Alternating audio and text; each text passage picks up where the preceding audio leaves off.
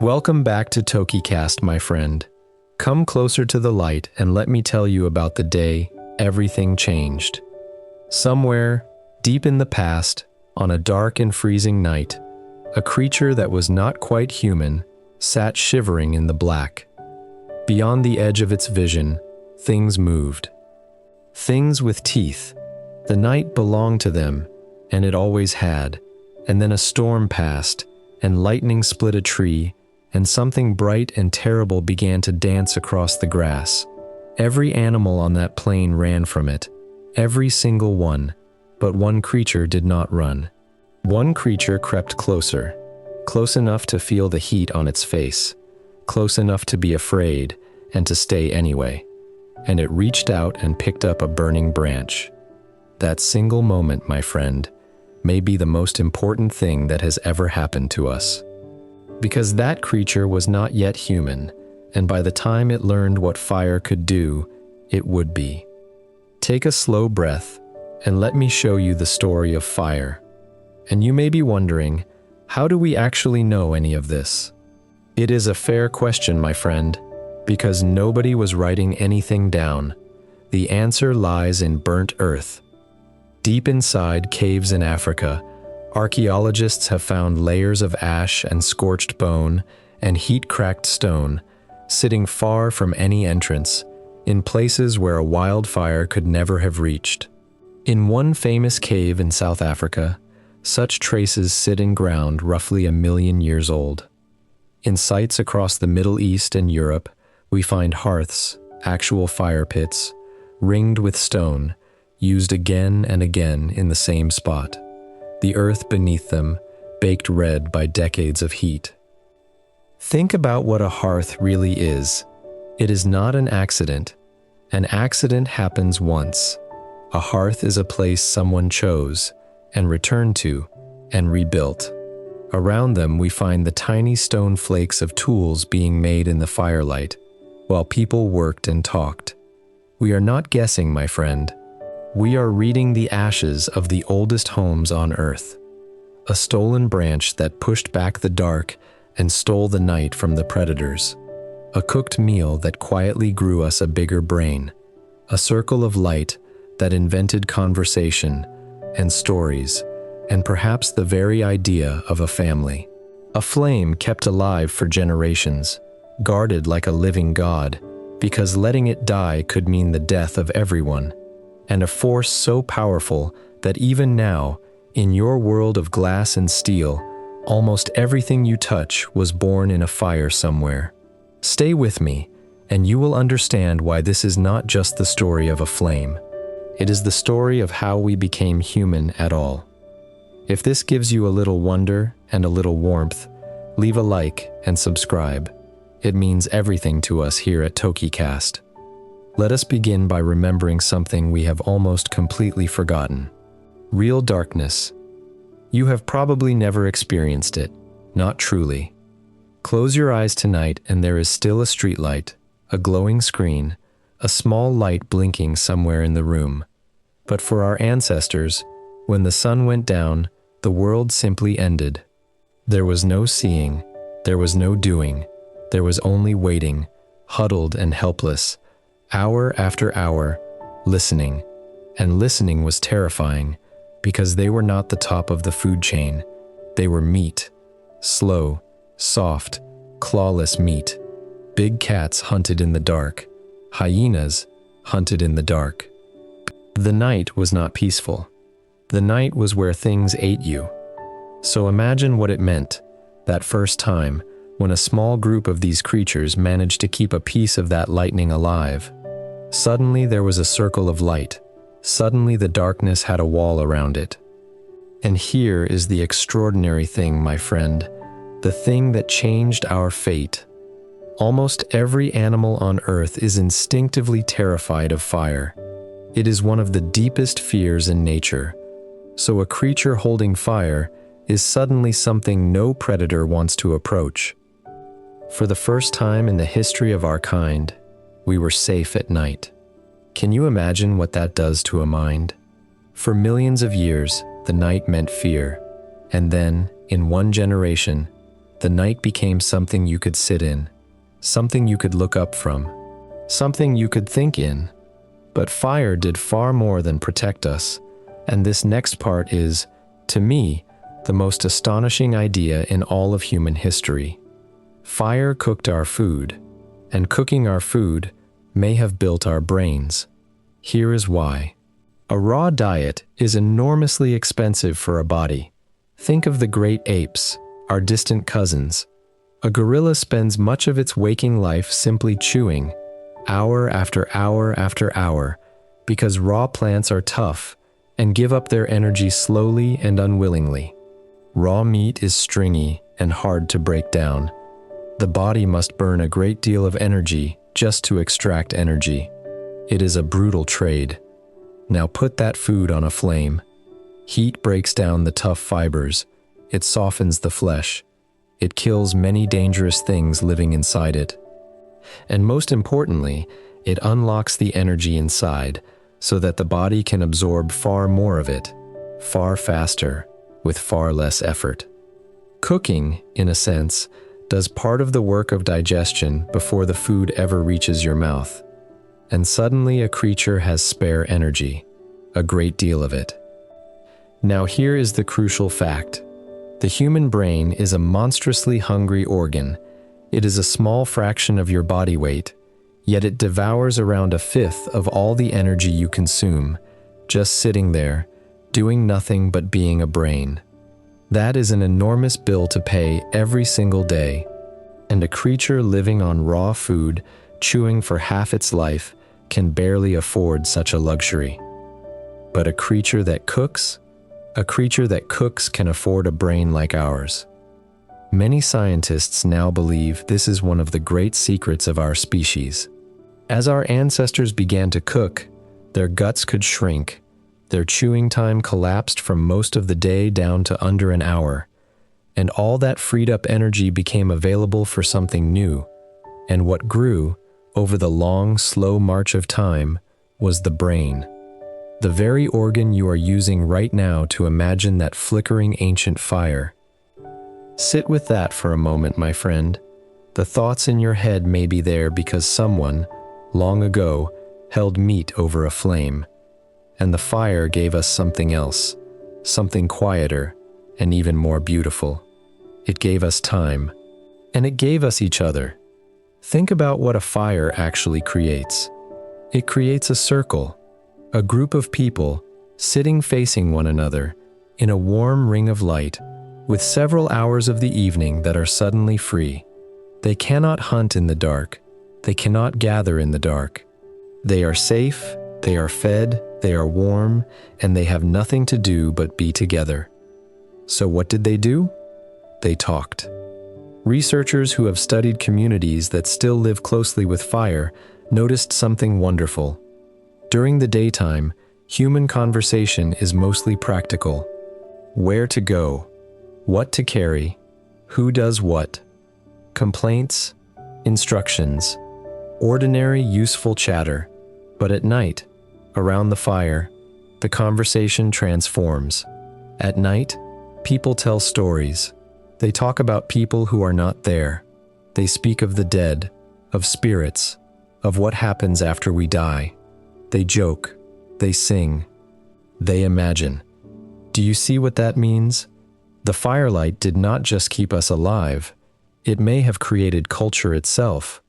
Around those flames, our ancestors invented storytelling, and religion, and imagination, and the long, slow art of sitting with the people you love and talking about nothing in particular. In a very real sense, my friend, what you are doing right this moment, listening to a voice tell you a story, is one of the oldest human activities there is. You are sitting at the fire. We simply carry the fire in our pockets now. But do not imagine for a moment that early fire was easy. For much of our history, humans could not make fire. They could only capture it. That is a terrifying difference. If your fire came from a lightning strike, or a wildfire, or from another group, then it could never be allowed to go out. Because if it died, you might have no way to bring it back. You might wait years for another storm to gift you a flame. So fire became something to be guarded with your life. Groups appointed people to feed it, to shelter it from rain and wind, to carry glowing embers in special containers when they traveled, walking for days with a tiny living coal cupped in bark or horn. Imagine the weight of that job. Imagine being the person carrying the ember, in the rain, knowing that if it dies in your hands, your family may freeze, may go hungry, may be taken by something in the dark. Is it any wonder that almost every ancient culture treated fire as sacred? That temples across the world kept eternal flames that were never, ever allowed to die, tended day and night by dedicated keepers? That in ancient Rome, the sacred fire of the city was guarded by priestesses, and letting it go out was considered a disaster, an omen of doom for the entire state? We were not being superstitious. We were remembering something. Deep in our bones, we knew that a dying fire once meant a dying people. And notice something remarkable, my friend. Cultures that never met, separated by whole oceans and thousands of years, told astonishingly similar stories about how fire came to us. Again and again, in myth after myth, fire is not something humans invented. It is something we were given, or something we stole. In ancient Greece, they told of Prometheus, who defied the gods themselves to bring fire down to shivering humanity, and was punished with an eternity of agony for the crime of loving us.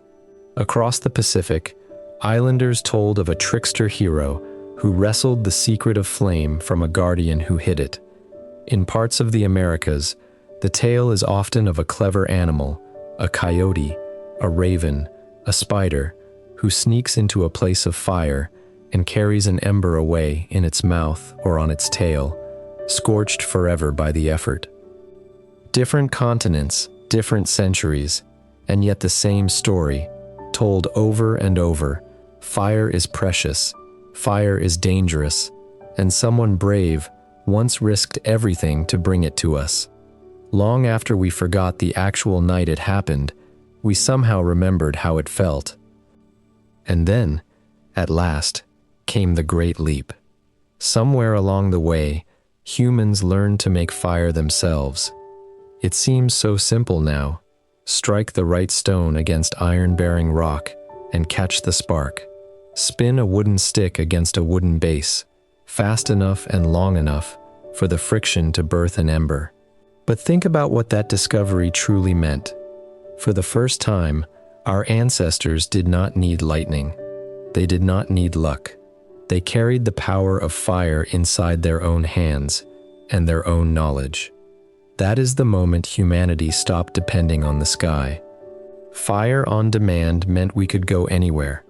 Into the cold north, into the mountains, into the long dark winters that had always been closed to us. A creature that evolved in the warmth of Africa could now walk into a frozen landscape and survive, because it carried summer with it. And once we had that power, we did not stop. We turned the flame on the world itself. We discovered that fire could transform matter, not just food. Soft mud, placed in a fire, becomes hard pottery, and suddenly you can store grain and carry water and keep food through the winter. Certain strange stones, heated hot enough, weep metal, and suddenly you have copper, and then bronze, and then iron. Every blade, every plowshare, every tool that built the ancient world came out of a furnace. Fire baked our bricks. Fire fired our glass. Fire smelted the metals that made cities possible. Everything we call civilization was, quite literally, forged. And it never stopped. Thousands of years later, we learned to put fire inside a machine and burn coal to boil water and use that steam to turn wheels, and the entire industrial world roared into being. Then we learned to explode tiny fires inside engines, thousands of times a minute, and the world learned to move. Even now, A great deal of the electricity flowing into the device you are holding began as something burning, somewhere, heating water, spinning a turbine. We have never left the fire, my friend. We have only hidden it. But I would be telling you only half a story, my friend, if I let you believe fire was only ever a gift. The same flame that cooked our food has burned our cities to the ground. Great capitals across history have been consumed in single nights. Whole neighborhoods of timber and thatch turned to ash, while people fled with nothing. For most of human history, fire was the constant terror of every crowded town, and entire professions and laws grew up around the simple, desperate task of stopping a flame before it ate everything. And we did something worse than accidents. We learned, very early, that fire could be aimed. Armies burned crops so that the people who depended on them would starve. Attackers hurled fire over city walls. Ancient navies deployed a legendary burning weapon that could set enemy ships alight upon the water itself, a substance so feared that its recipe was one of the most closely guarded secrets of its empire. And there is a slower burning, too. Every ton of fuel we set alight to power our modern lives puts something invisible into the air, and the enormous fire we have been feeding for the last 2 centuries is now quietly changing the temperature of the entire planet. This is the honest truth of fire. It is not good, and it is not evil. It is simply the most powerful tool our species has ever held, and it has always given back exactly what we chose to do with it. It warmed the first family, and it burned the first city. The same flame. The only variable was us. So let us look back at the burning road we have walked together. We began on a freezing plain, in a darkness you have never known, with a creature that was meat for the things with teeth. We watched it do the bravest thing any animal has ever done, and walk toward the flame instead of away from it. We saw the night become safe, and the food become soft, and the brain begin to swell with all that borrowed energy. We sat in the circle of light, where stories were born. We carried the sacred ember through the rain, terrified of losing it. We learned at last to summon it ourselves, and walked into the frozen north carrying summer in our hands. And we watched that same flame melt metal, raise cities, and finally hide itself inside our engines and our walls. And here is the quiet part, the part that is really about you.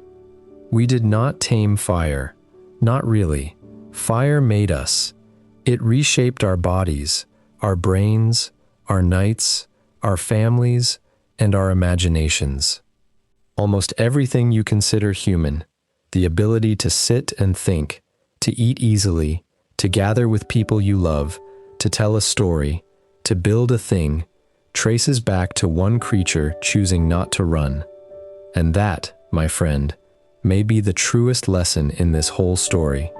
Every animal on that plain ran from the fire. Only one stayed. The frightening thing, the dangerous thing, the thing everyone else fled, turned out to be the doorway to everything we would ever become. So when the thing in front of you is frightening, and every instinct is telling you to run, remember that ancient hand reaching toward the flame. Not because fear is foolish. That fear was wise, but because sometimes, on the other side of the thing that scares you, there is warmth and light and a version of yourself you cannot yet imagine. We are the animal that walked toward the fire. That is who we have always been. Now tell me, which part stayed with you the most? The night becoming safe for the first time, the cooking that may have built our brains, or the person carrying a living ember through the rain? Write it in the comments below. I truly love hearing which part moved you. And before you go, a small riddle for our next story. Picture something in your pocket right now that is worth absolutely nothing. A scrap of paper, a piece of metal, a number glowing on a screen. It cannot feed you or warm you, and yet people have crossed oceans for it, betrayed their own families for it, and built and destroyed entire nations because of it. It only has power because every single one of us has quietly agreed to pretend that it does. What could it be? Come back soon, and we will find out together. Until then, take care of yourself, my friend. This has been TokiCast, where the small things quietly change the world. I'll see you soon.